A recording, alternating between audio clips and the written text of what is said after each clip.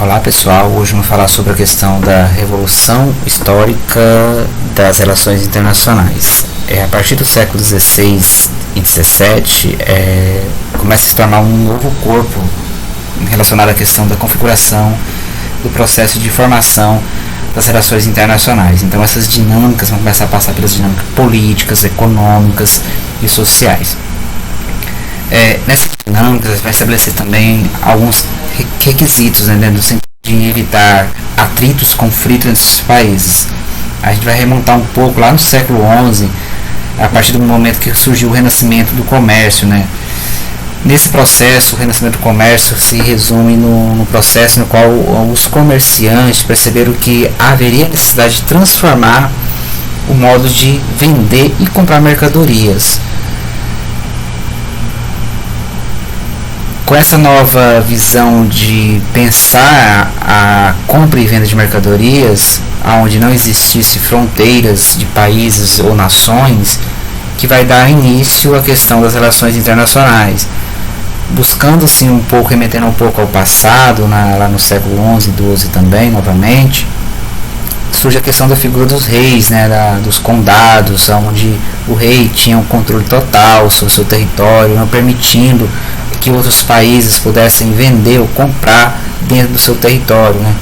Então havia uma necessidade de se repensar essas práticas comerciais, aonde não houve fronteiras, né? Que esses reis, que esses senhores, né, soberanos pudessem vender e comprar mercadorias independente de região. Se existisse uma moeda que fosse uma moeda com referência internacional. Até então, cada rei, cada região tinha uma sua própria moeda. Então dificultava as transações comerciais entre as pessoas, porque cada rei tinha uma moeda e cada região, essa moeda tinha um valor diferente. Como as cidades, boa parte das cidades eram as cidades autossuficientes, não havia essa troca de comercial tão grande entre as pessoas. O uso de moeda era um pouco restrito nesse período. As trocas ocorriam através de trocas de mercadorias nesse sentido. Então o que acontece? As relações internacionais começam a surgir a partir desse momento que esses comerciantes começam a perceber: por que eu não posso vender para o vizinho? Por que eu não posso pensar em exportar as minhas mercadorias, os meus produtos para a cidade vizinha? Eles começam a questionar. Porém, a questão política ela é muito importante nesse sentido, porque o rei ele tinha um poder total. Então, se ele falasse que não era possível fazer essa troca comercial, essa entrada dessas mercadorias no seu território, não era permitido. Então, ele pensou: devemos então pensar o seguinte, devemos agradar os políticos, né, agradar esses reis com presentes, com brinde, para ver essa questão dessa interação comercial. Tanto é que vocês conseguem perceber em algumas novelas e vídeos ou filmes que geralmente as pessoas presenteiam os reis, né, para fazer as alianças. E essas alianças muitas vezes são alianças comerciais, alianças que envolvem a questão de território, as alianças que envolvem a questão de movimentação de guerra, de conquista de espaço. As relações internacionais elas se envolvem nesse sentido, elas começam a se basear nesse sentido, porque vários reis de outras regiões começam a trocar essas informações, a trocar essas benesses entre si e fortalecendo assim esse comércio internacional.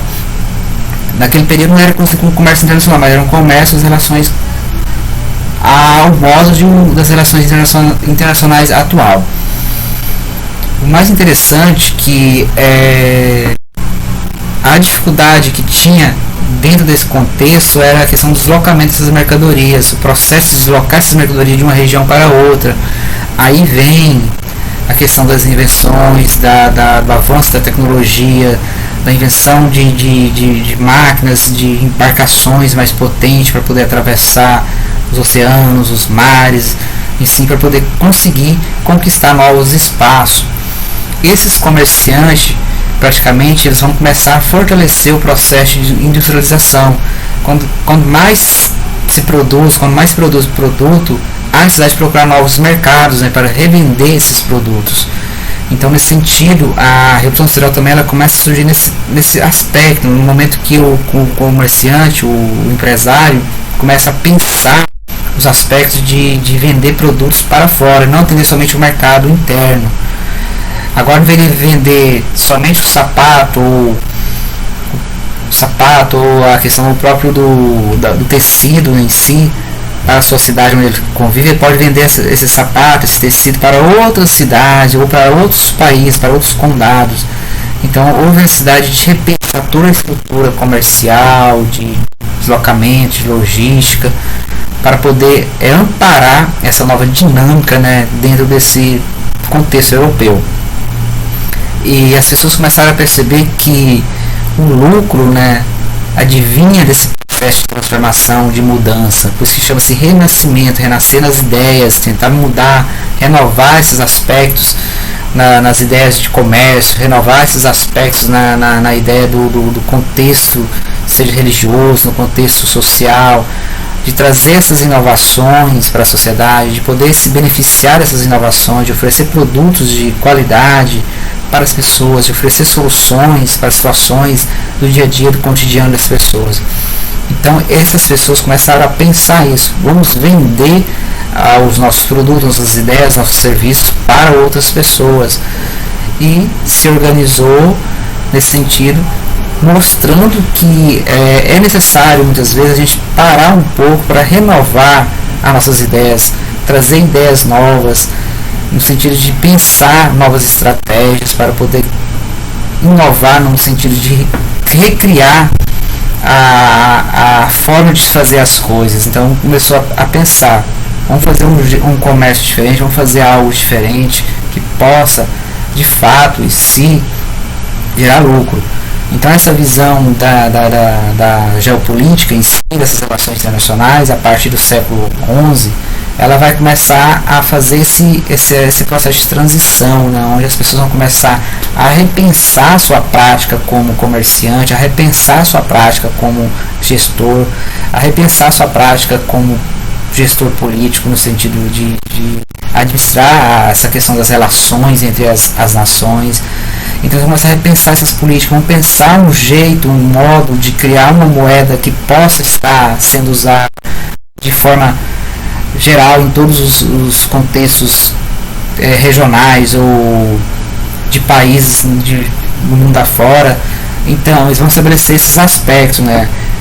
A princípio uma moeda que vai ser utilizada como forma de atender todas as necessidades, seja elas regionais ou nacionais, é o ouro, né? O ouro vai ter um peso muito grande nesse processo, porque em qualquer parte do mundo poderia fazer transações utilizando o ouro, né? O peso do ouro, a moeda de ouro, ou a prata também. Então eles começaram a pensar esse aspecto de criar uma dinâmica de poder vender, comprar, e que esse valor não sofresse tanta perdas, né, ao longo do tempo, né? O ouro ele tinha um valor, esse valor poderia ser em qualquer parte do mundo, continuar sendo o mesmo valor. Tentou pensar essa perspectiva de criar uma moeda universal, né, no sentido de trazer esses benefícios para esses comerciantes, ok? Nesse sentido a gente pode pensar também que é necessário também rever as questões políticas.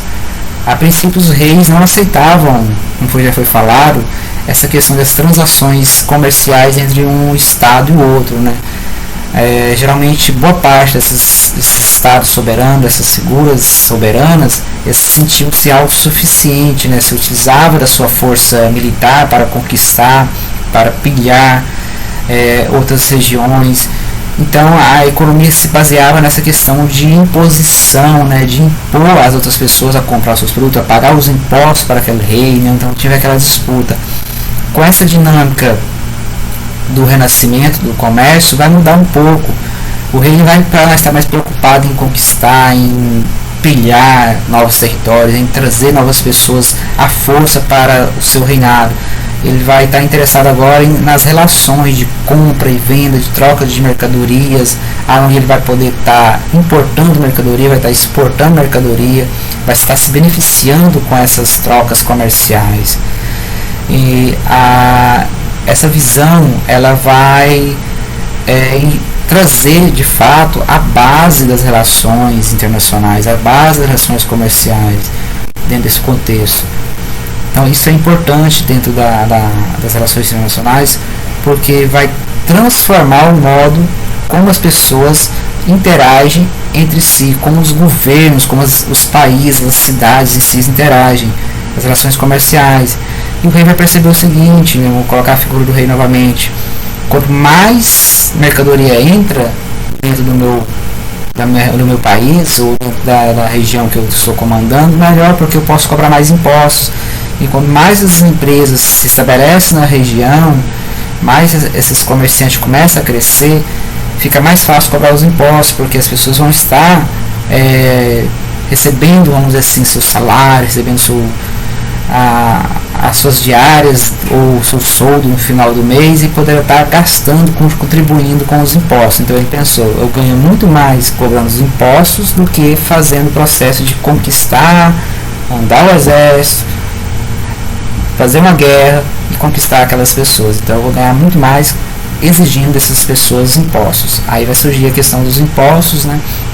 E esses impostos vão servir como base para manter o sistema político. E os comerciantes, percebendo que é necessário, a gente voltando, fazendo um breve resumo, no sentido de que esses políticos era necessário fazer a intervenção de oferecer benefícios benéficos para ele, para liberar a entrada das suas mercadorias, eles vão começar a utilizar essa ganância dos próprios políticos, né, desses soberanos, né, na questão de se ter o poder, de querer ter acumulação de bens, e vão começar a utilizar isso ao seu favor, né.